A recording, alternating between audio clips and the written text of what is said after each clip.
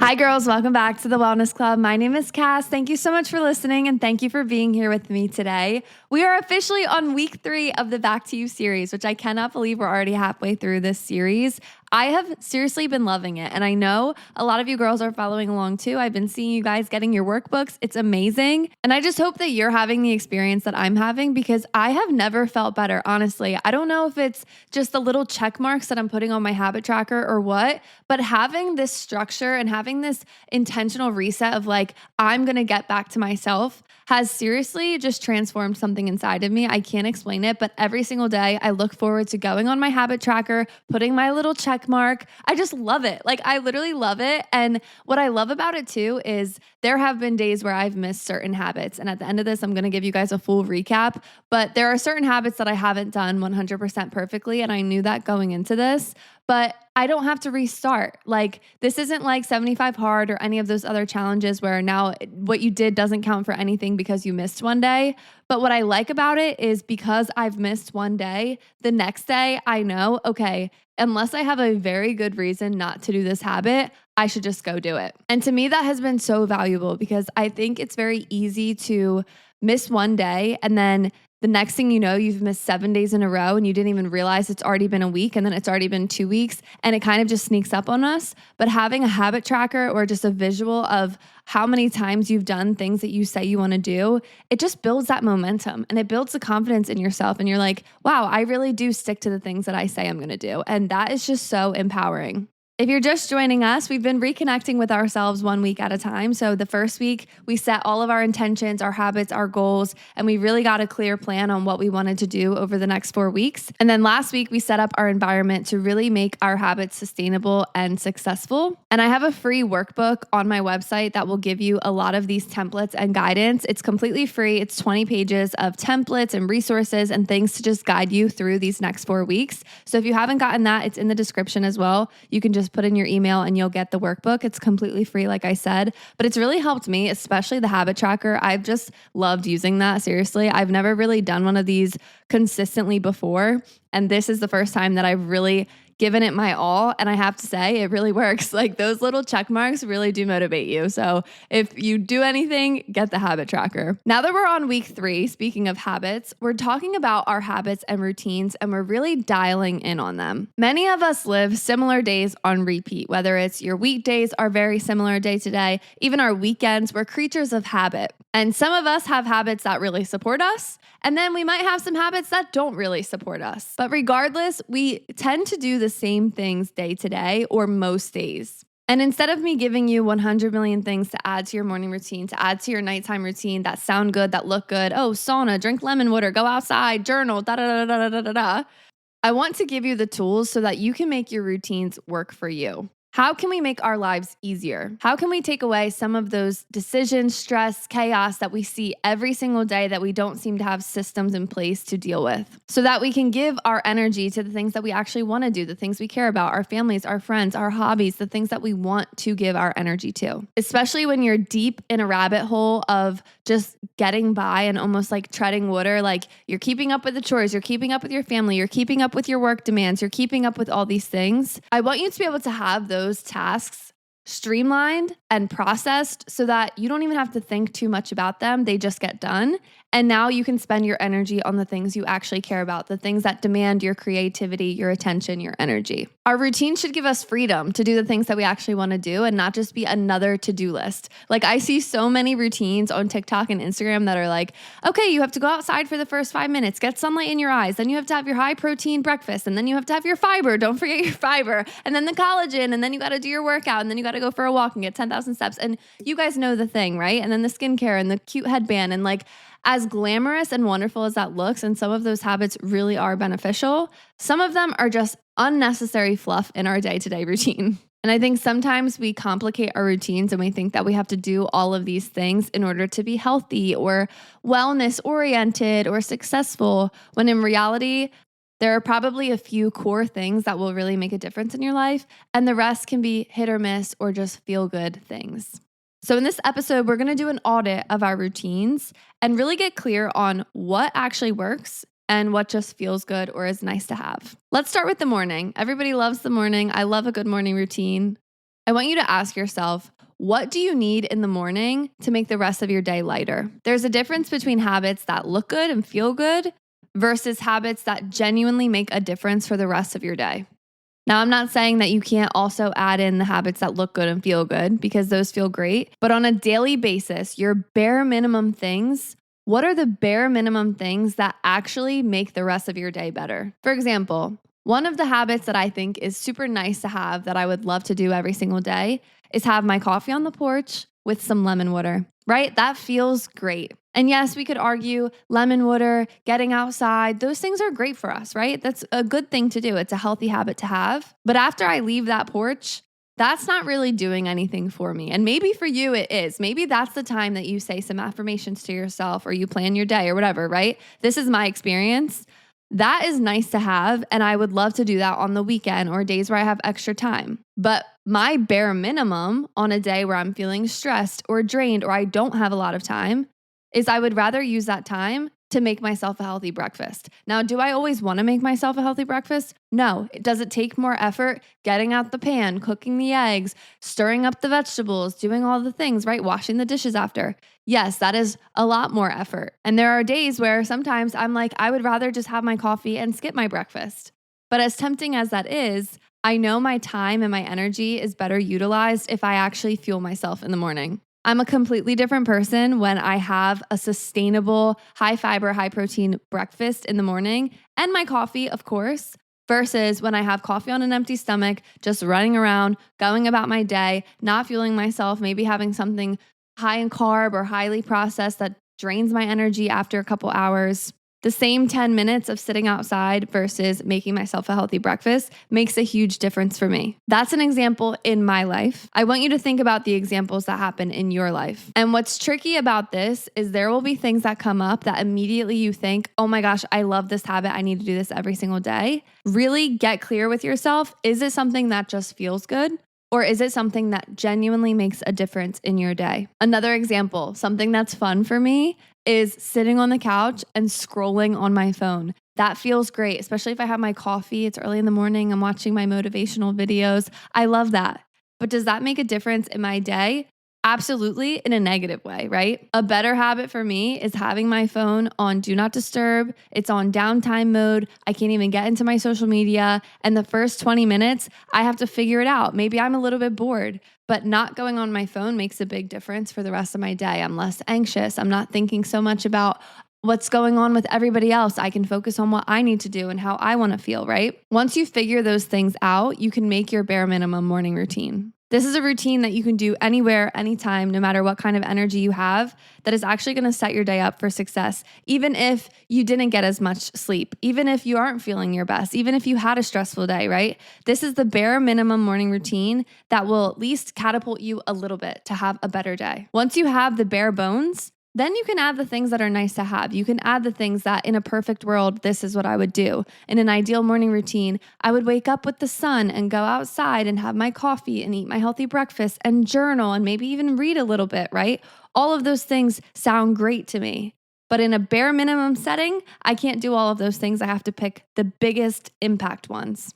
Another thing that really makes a difference for me in the morning is some kind of movement. And I'm not even talking a workout class or going to the gym. Sometimes I will go for a walk in the morning. I really like doing that, especially in the summertime. But bare minimum, I like to do some kind of movement, which is usually tidying up a space or unloading the dishwasher. I've talked about that before. Or just some kind of like chore movement, thing that I don't necessarily want to do, but it will get me moving. An object in motion stays in motion. And I know it's tempting. I love a slow morning. Like I love to just wake up and have nowhere to go and nothing to do.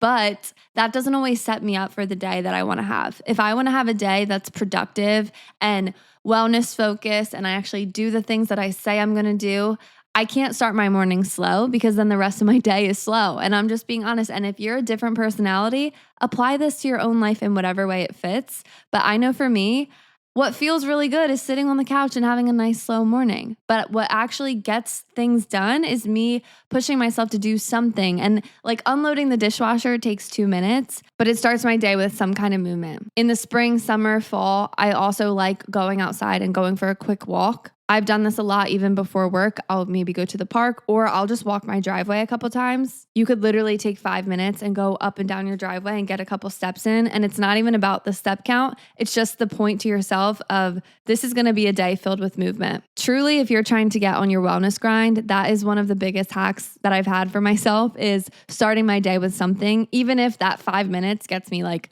500 steps, right? It's not even really about the step count. When I start my day with something like that, the rest of my day, I see it so much more. I see the wellness, I see the fitness, I see the movement opportunities the rest of the day. And it's so much easier to get that in versus if I start my day kind of slow on the couch, lethargic, the rest of the day, I'm kind of just like, today's a rest day. Like, I just want to chill. I just want to chill. But too much chill, as we know, leads us to feeling a little unfulfilled or maybe overwhelmed because we have so many things, but we can't seem to do the things because we're thinking about them so much. And I find that when I'm moving, I'm thinking a little bit less and I'm just going and getting things done and, not overthinking. Your morning routine doesn't have to be impressive. It should work for you. It should be functional. So figure out the bare bones, add the frills in, add the things that make you feel good, and try to stick to it and make it work for you. You might have to create 2 different ones. One could be before work, one could be when you're not at work, on the weekends or your days off, things like that.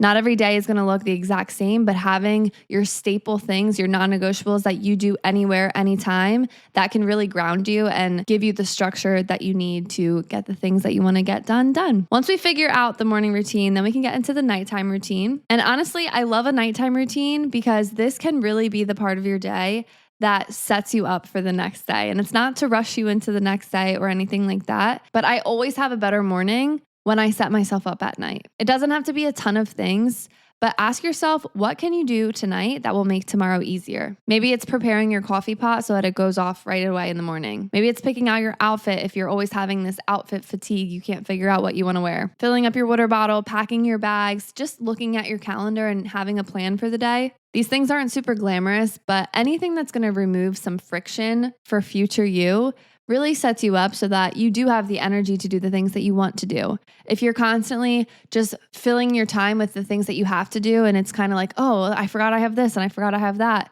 it doesn't leave much energy and time to do the things that you genuinely want to do. So getting them done in the morning and the night can really set you up. Pick a couple of the things that you have to do every single day that you might not always want to do, but it sets you up if you just have them on routine repeat. For example, I do a load of laundry every single day. I run the dishwasher every single night. Those little things that if you have to do it every single day, you're not really thinking too much about it because it's just part of your routine now. Figure out those things for yourself. I find it's so much easier to do laundry when I just know I have to do it every single day versus waiting to the weekend and now I spend my whole weekend doing laundry because I didn't keep up with it throughout the week. That's all one part of the nighttime routine. But the other part is actually winding down and giving yourself time to relax and reset and refresh and all those things. Similar to the morning routine, figure out the things that genuinely make a difference for you that you want to make time for every single day that you can do anytime, anywhere, even if you're on vacation. You have these staple things that you do at nighttime.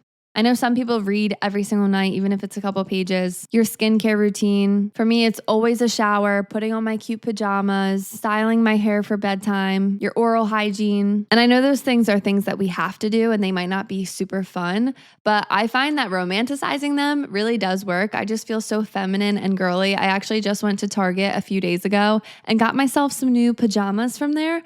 They have the best pajama sets, like truly the best. They're so soft, they're so cute, and they're like $20 for the top and the bottoms. Like you don't find that anywhere anymore. But just having little rituals at nighttime makes it just so much more relaxing, like putting my lotion on and really romanticizing it. And it's a scent that I like, and putting my little fuzzy socks on and my cute slippers. Like I just love that stuff. Maybe you light a candle or you put your diffuser on, but just try to make it romantic for yourself. I find that that really does work. And maybe your habits are a little bit different, but have something, a core part of your nighttime routine that's just time with you that makes you feel just fresh. Every single night when I take my shower and I do my little nighttime routine and I put my lotion on and all the things, I just feel so fresh and girly, especially when I put on a cute little pajama set that maybe no one's even seeing, but I see it and I feel good in it. I've honestly kind of retired my old t-shirts and my big sweatpants and I still have them and I love them, but I just feel so much better and brighter and lighter when I wear my cute pajama set. So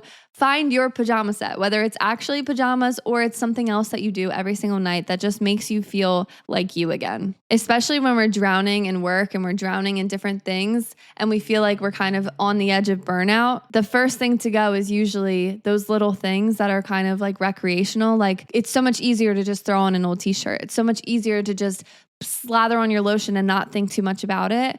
But those things honestly really do ground you. The little things like that really do make you feel like you. If you figure out those things that make you feel like you, adopt them back into your life. Don't let those things be the first thing to slide. Let those things be the things that anchor you and ground you. Especially when you feel like you're starting to lose yourself, this is the time to really lean into those routines. So figure out your core things, and then you can also figure out the things that are nice to have. Maybe you want a journal or a scrapbook or something like that. You can always add those things in on the extra days or the days you have more time, but really get clear on your core habits for your nighttime routine. The last part of this that I want to talk about for routines is your weekly routine. We're going to zoom out a little bit because there are things that we do day to day, but then there's also things that we have to do every single week that I think really make a difference on our mental health. Sometimes it's not the daily rituals that eat away at us. It's the weekly things that we have to do that add up. When we're thinking about, oh, when are we going grocery shopping? What are we going to eat for dinner? When am I going to clean the house? When am I going to go work out? When am I going to have time for myself? All of that constant decision making is exhausting, especially if you're doing it on different days every single week. You never know when you're going. You don't know what to get. You don't have any automation. I want to help you sort through this. Instead of reinventing your schedule every single week and making it different every single week and never really knowing when you're doing things, create structure or anchors in your weekly routine so that you know exactly when you need to do the things that you always have to do, right? There are certain things as an adult that we're just going to have to do for the rest of our lives, right? Every single week, you got to go grocery shopping at some point. You have to tidy the house at some point. And rather than just doing it when you notice, like, oh my God, we have nothing in the fridge. Now I got to go run to the store, or now we're getting takeout because we have nothing, right? Or, oh my God, the house is a mess. I have to clean it because now it's just so messy.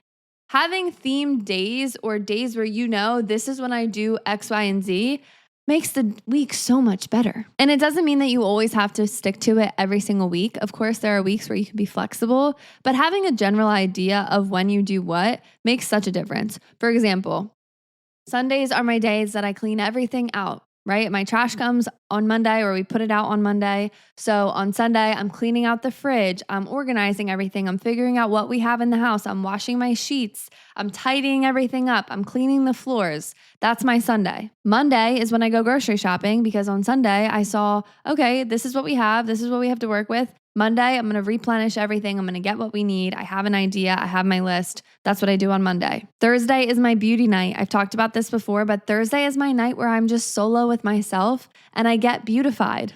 And that's actually something I like to look forward to because it's something fun. I'll paint my toes. I like to do my at-home pedicure. Obviously, we're doing an everything shower, maybe blow drying my hair for the weekend. If you self-tan, you can do that. But it's nice to get set up for the weekend. It's my nice little solo beauty night. I spend some time with myself. I light my favorite candle, put my favorite lotion on. That's the day that I try to do the extra frills, right? Because obviously I'm showering and doing all that stuff every single day. But on Thursday, I get to add the extra little things. Maybe you have a robe that you like to wear or whatever. I don't know. You can make it special for yourself. Or if that's not something you're interested in, maybe Thursday nights are the nights that you do your hobbies. It's your scrapbook night. It's your needlepoint night. I don't know, girls' night, whatever you want to do. You can even do this for your wellness things. So like on Tuesday nights, I go to the park and do my workouts with the girls. Saturday mornings, I usually go for a run. But giving yourself days and theme days of like, this is when I do X, Y, and Z makes it so much easier to do it, because now you're not thinking, oh, at some point I have to get this done. You just know today's the day that I get it done. If you struggle with keeping up with your house, I know people that do it where they have each day is a different area of the house that they clean. So like on Wednesdays, they clean the bathroom. On Tuesdays, they clean the living room. And I know for some people that really does help, because now you're spreading it out and you don't have to spend your whole Sunday cleaning everything. But figure out the things that you do pretty much every single week and put it on a day that you know you could get it done. And obviously you can move it around if you need. But I just like that structure. And then one of my biggest pieces of advice for all of this stuff is automate what you can in your routines. Stop making yourself manually do things that can be automated, right? We have so much technology at our fingertips. We can use it. Some of the things we manage, there are tools now that make it so much easier to manage, and we're just late to the game, or we just don't feel like setting it up. But I promise there are so many things that you can automate, especially if there are things that you genuinely hate doing, but you have to do. There is probably something that will make it a little bit easier. For example, something that I'm very new to is grocery pickup. Okay. I did it for the first time last week. And let me tell you, that is so easy. You go on your app, you pick out what you want.